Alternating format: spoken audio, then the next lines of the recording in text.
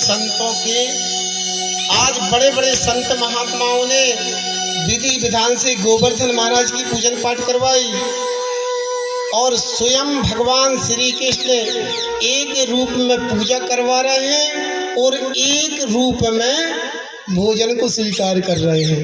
देखो जो परमात्मा का चमत्कार, एक रूप से स्वयं खड़े हैं। कौन पुजारी कौन पूज्य समझ में नहीं आ रहा कि कौन पुजारी है। यहाँ पूजन पाठ चल रही है। इंद्र को पता लग गया। जैसे ही इंद्र को पता लगा महाराज आपका तो पत्ता साफ, वहां तो गोवर्धन महाराज की पूजन हो रही है। इंद्र ने कहा इन गवारों ने मेरा पूजन नहीं किया, इसका मैं अवश्य दंड दूंगा। मूर्ति जैसे देवता का इनने अपमान किया। सार्वतंक मेघों को बुलाया, बुलाकर आदेश दिया जाओ ब्रजमंडल पर प्रलय मचा दो। कहते हैं उमड़ उमड़ के घुमड़ घुमड़ के आकाश पर बादल होने लगे महाराज। घन घोर वर्षा होने लगी, भयानक की वर्षा होने लगी। जैसे ही इंद्र ने कहा दौड़े दौड़े सारे गोपगण परमात्मा के पास पहुंचे। प्रभु प्रभु गोपा गोपस्य सीकर्ता गोविंद शरणम यो। हे गोविंद हम तुम्हारी शरण में आए हैं, इस हवा पानी से हमारी रक्षा करो।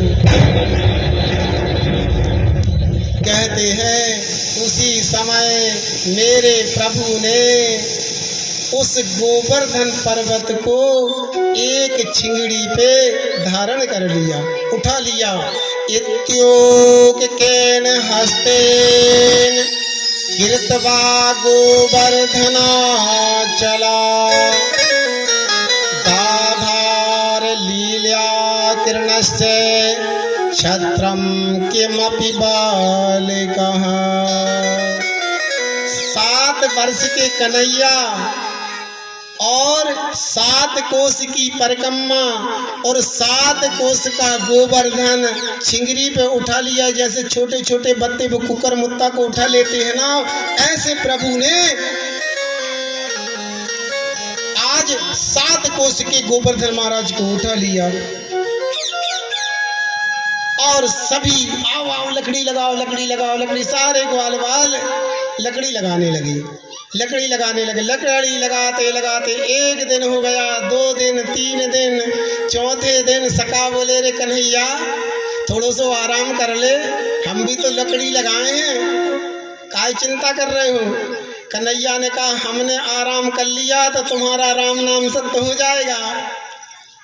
हूँ श्री दामा मधुमंगल बोले कह रे कन्हैया तू कल समझे कि तू ही बलशाली है, ऐसे कौन सा तीर मार लियो तूने। भगवान ने कहा मैंने पूतना मारी, बकासुर मारा, बत्सासुर मारा, अघासुर मारा। श्री दामा मधुमंगल बोले तो कौन सी बहादुरी कर ली, तूने पूतना मारी, बकासुर मारो, बक्तासुर मारो तो मरे मराए पे 2 लाठी हमने भी तुम्हारी, कौन सी बहादुरी का काम कर लिया। भगवान ने कहा तो थोड़ा सा आराम कर ले। तो जैसे ही भगवान ने थोड़ी सी उंगली नीचे करी है उसी समय गोपों की सारी लकड़ी चट चट चट करके टूट गई। हे कन्हैया हमारी रक्षा करो, हे कन्हैया हमारी रक्षा करो। घन घोर बारिश हो रही है और कन्हैया गोवर्धन पर्वत को धारण करे हैं। यहाँ भगवान ने शेष नाग से कहा तुम बांध बांध दो, एक बूंद पानी भी नीचे नहीं गिरना चाहिए, बांध बांधो। और अगस्त ऋषि को बुलाया कि आओ जितना पानी लगे तो पी लो। उस समय अगस्त ऋषि आ गए। क्यों? एक बात बताएं आप लोगों को, जे अगस्त ऋषि जो है ना त्रेता युग में जब सीता जी वनवास लौट के आई थी तो सीता जी जय कह रही थी राम जी से कोई अतिथि देवो आए, अतिथि देवो भव, कोई अतिथि आ जाए, कोई अतिथि आ जाए, कोई अतिथि आ जाए।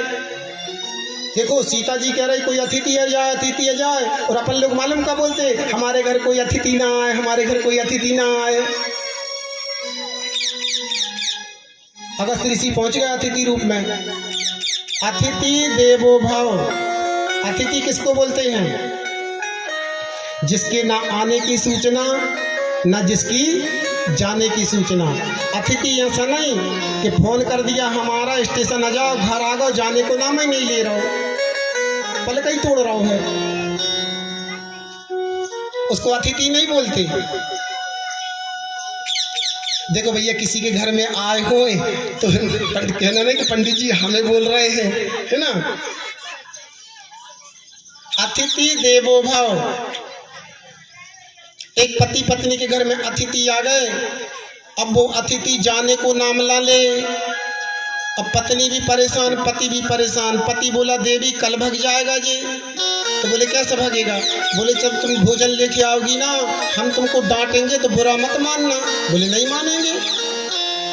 जैसे ही अतिथि के सामने भोजन करने के लाने बैठे और थाली लेके पत्नी आई तो अतिथि भी बैठा था, तो पति कहता कैसा भोजन बनाया तूने, नमक ही नहीं डाला, तेल ही नहीं डाला।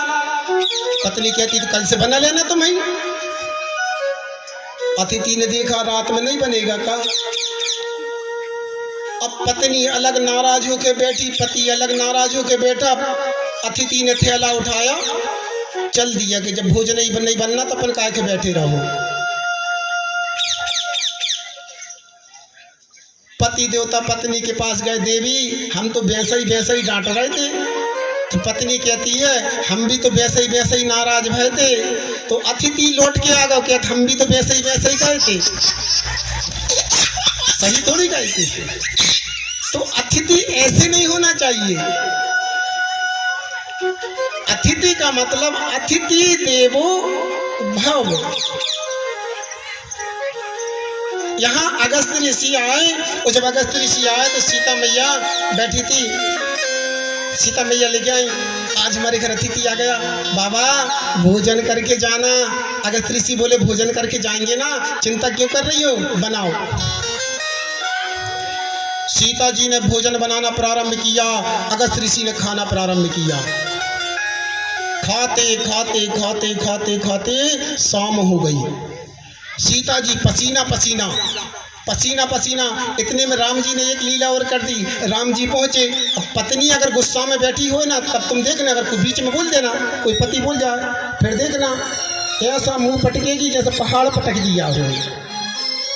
राम जी पहुंचे तो राम जी ने कहा देवी हमें भी थाली लगा दो, भोजन कर ले। तो सीता जी कहती एक को तो अफर जान दो, खाती जा रहे। राम जी ने कहा देवी जी नाराज काहे को हो रही हो, जे अतिथि जो भोजन करने बैठा है ना, जे 1 दिन नहीं 2 दिन नहीं 50 साल तक भोजन कराती रहोगी तब भी जे अतिथि भोजन कर जाएगा। जो 7 समुद्र पी गया वो तुम्हारे भोजन से कैसे तृप्त होगा। अब तो सीता जी के शरीर से पसीना छूट गया। बाबा हम तो 5 घंटा के लिए रो रहे, तुमने 50 साल का विवरण बता दिया, कोई उपाय है क्या?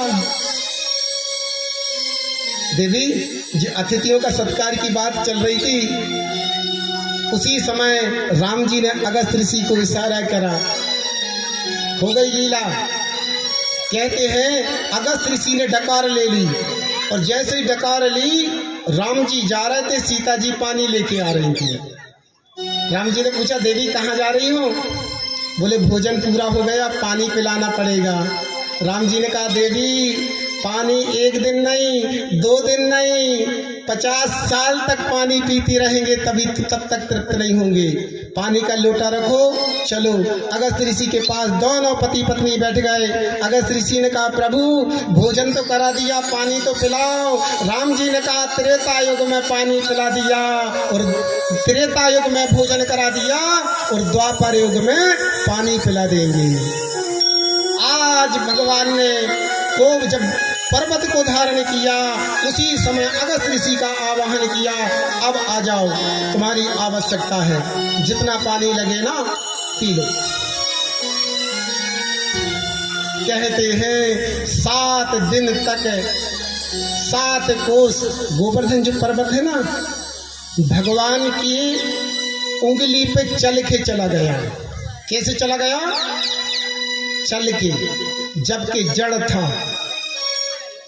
जड़ चेतन गुण दोषमय विश्व की न करता।